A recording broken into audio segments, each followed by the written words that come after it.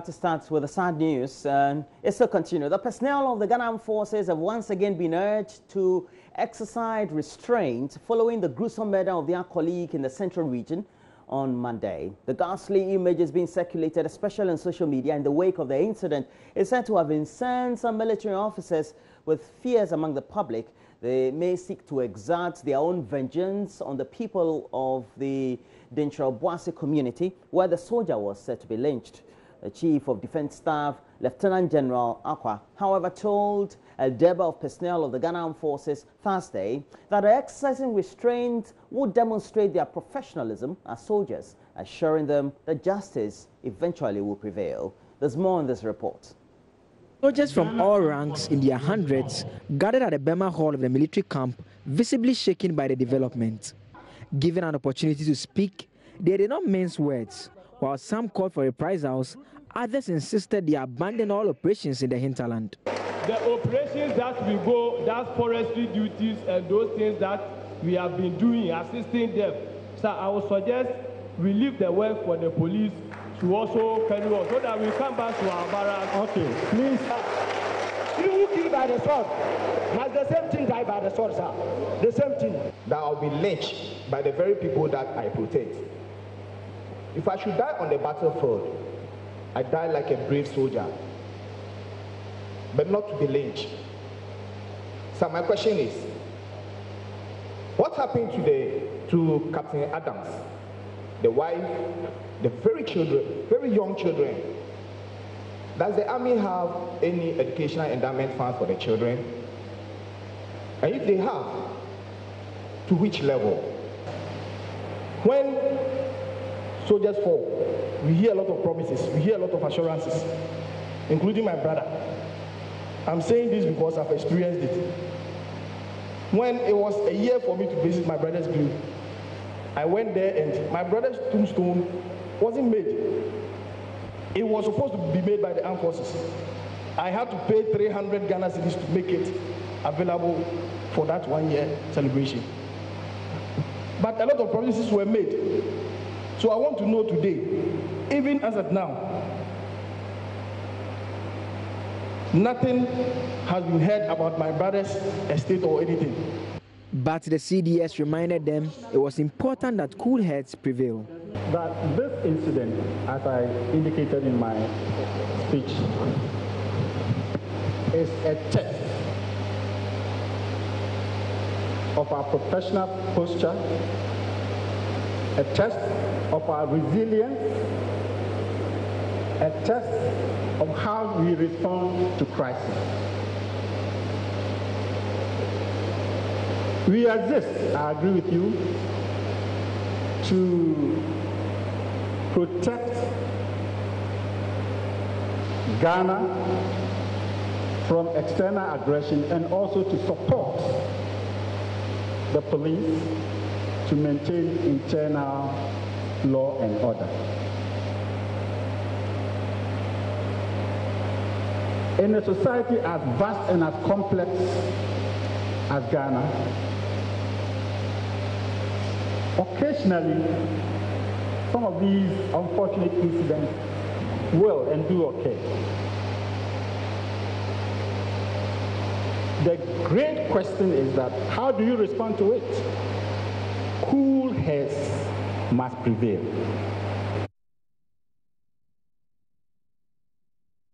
And the father of the late Army captain who was killed in Denkyira-Obuasi says he is hopeful the security agencies will get to the bottom of the matter. Speaking in an exclusive interview on Upfront, Captain Dennis Adam Mahama, retired, who could not hold back his tears after recounting what happened, said his son's soul would not rest until all the perpetrators were brought to book. I'm still in shock. Up to now, I cannot stay alone. Yes. Right now, I've just seen him suffering.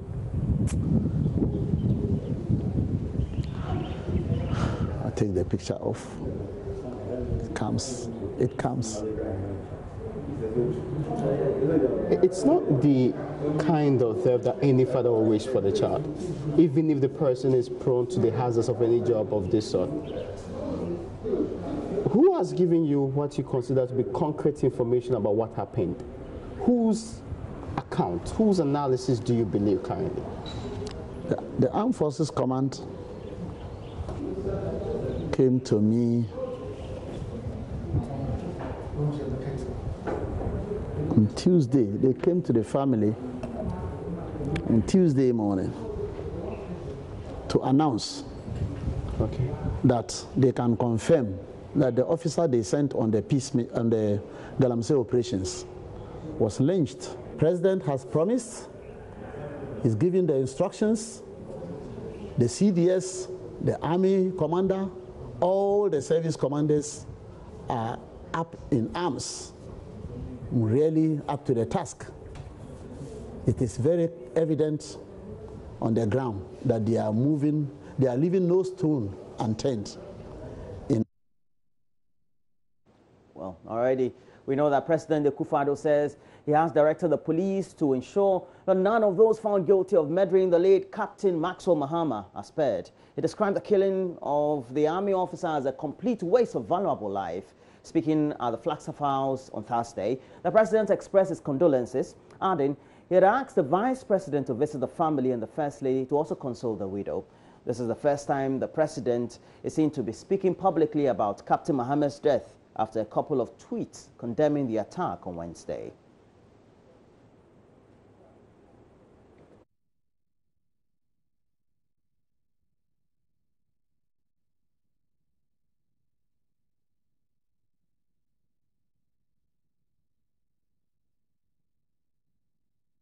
At the end of the day, we know that we have to give you a lot more updates on the subject. And once the president has also spoken, we've had the vice president also going to visit the family.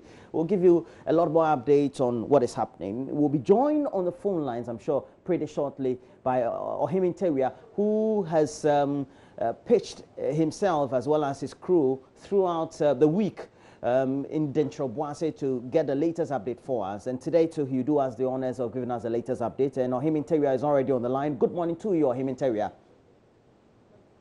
Good morning, Roland. And I know that you're there currently. What can you tell us being the latest from Denkyira-Obuasi? All right, Roland, Denkyira-Obuasi continued to be a deserted community. Many of the residents who fled the community after military officers stormed this community on Tuesday still live in fear. So for some of them who still have the courage, what they have been doing is to leave. They don't sleep here, but rather sleep outside this community, and in the morning they come around to pick few belongings and also leave. As you can see behind me is the only chip compound in the community. This chip compound was inaugurated in 2015 by the then Central Regional Minister, Mr. Akwenas Tewia Kwansa. It's supposed to serve about 5,000 residents of Denkyira-Obuasi and the surrounding cottages and hamlets around here. And each day, the facility sees not less than 25 people. But because of the military presence on Tuesday and the events following the death of the late Captain Mahama, residents have decided to desert this community. And the health officers here, when I came into this community since Monday, I have been monitoring their activities. 4 of them, I think that their lives are in danger, so they've decided to meet the district head directorate, and the decision that they took as of yesterday was that the health officials should leave this community in order to protect their lives. So as you can see, these are benches. On a normal day, these benches would have spread around this area, but unfortunately, because the facility has been closed down, it has been packed in a way that will tell the casual observer that there's something unusual here. And this is a cloth. If the workers were to be here, we wouldn't have seen this cloth here. But the one thing is that a few days ago, when the health workers were here, they used to tell me that their numbers, they were here doing nothing. People that they used to see are no more visiting the facility. So it was prudent for them to leave this community because even for them, they have been living in fear. So, Roland, this has been the story for Denkyira-Obuasi this morning. But we would also want to know how far is the police presence in the community becoming or also complementing as a deterrent for the residents to keep staying in the community? For residents of Denkyira-Obuasi, the possible or the shortest point they can access the police is Diaso, the district capital for Upper Denkyira West District. And in the whole of the Upper Denkyira West district, we are talking about 65 communities here. There are only 3 police stations in this district. So it tells you residents or citizen to police ratio is very high here in the Upper Denkyira West district. So police have not been very, very active here. On few occasions, what I have observed is that the district police commander, in the company of 2 or 3 police officers, will visit the community, monitor developments here, and also leave and come back within an interval. So police presence here is missing, if I should put it that way. And the military too have also withdrawn from the community. Just that a few hours ago, I saw a military truck passing by, and I'm not sure the military were passing by because of the residents of Denkyira-Obuasi, but I believe they were either traveling to Ayamfure or Dunkwa, or to carry out any other legitimate responsibility in somewhere. So the situation is that many residents still feel that they are not safe in this community, and they still live in fear because they believe the military will still come back in a form of reprisal attack to avenge the death of their colleague, the late Captain Mahama.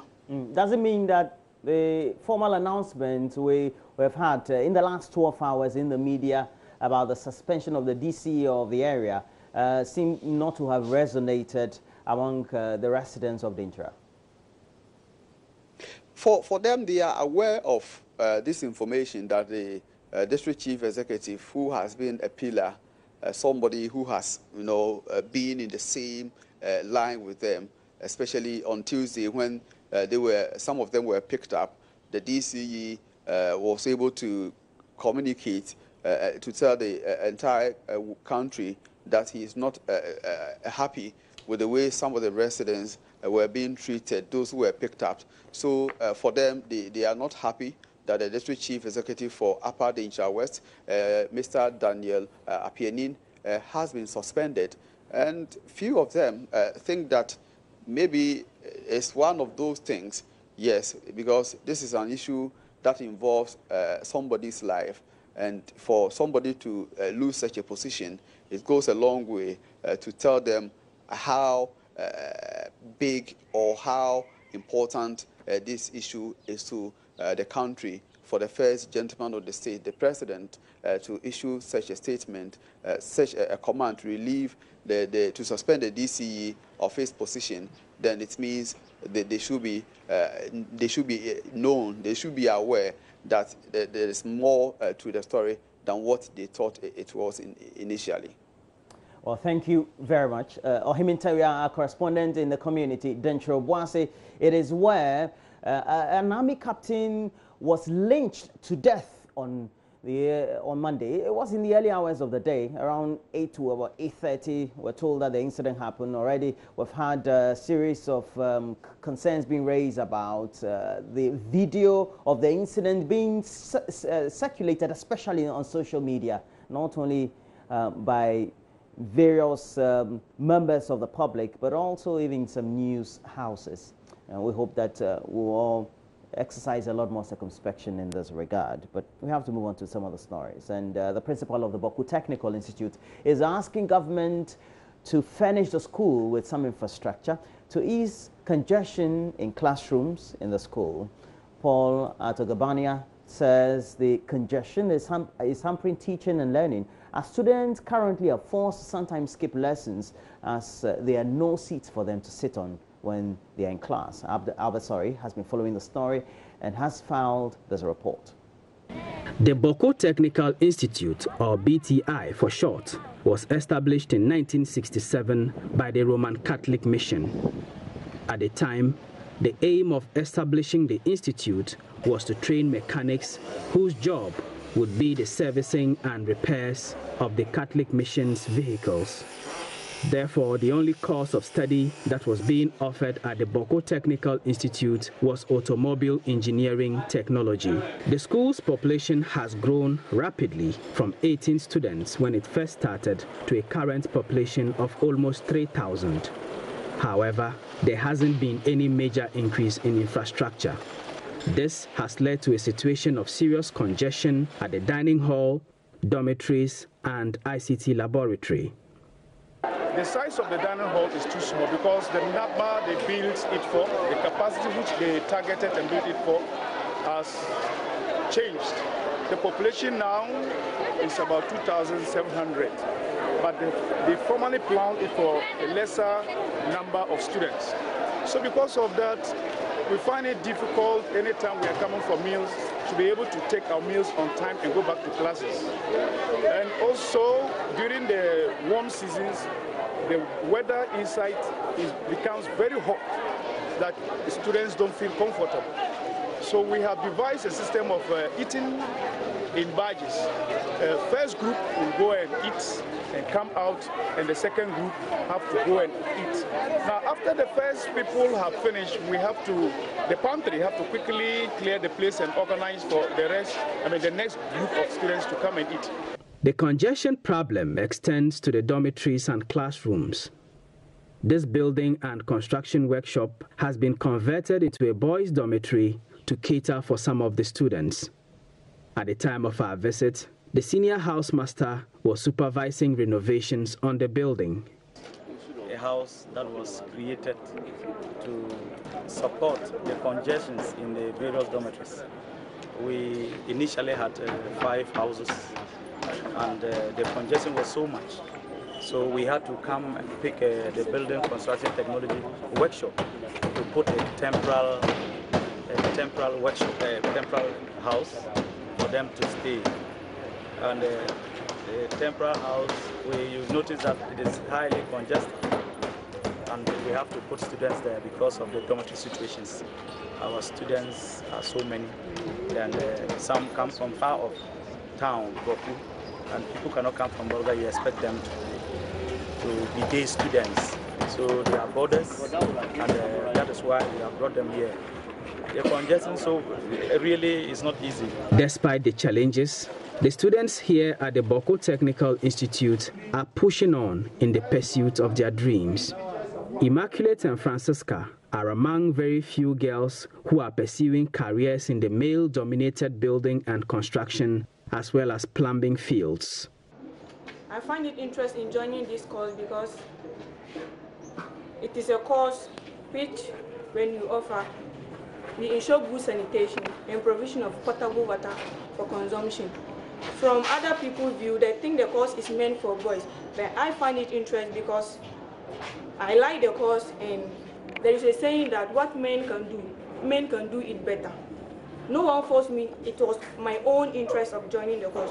Before I came here, my mind was that I wanted to do building construction technology because I want to be an engineer in future. And I encourage most girls that building construction technology is not any hard thing that girls cannot do. Females can do even much better than males. The instructors here at the Bawku Technical Institute believe they have a mandate to train youth who will eventually create employment for themselves and others upon their graduation from the institute. As the Bawku Technical Institute climaxes the celebration of 50 years of its existence, the principal, staff, and the PTA of the school believe that the school has contributed significantly to producing great human resources for various sectors of Ghana's economy. For JoyNews, Albert Sori, reporting from Bawku. Now that story will be it for latest news update we have this morning.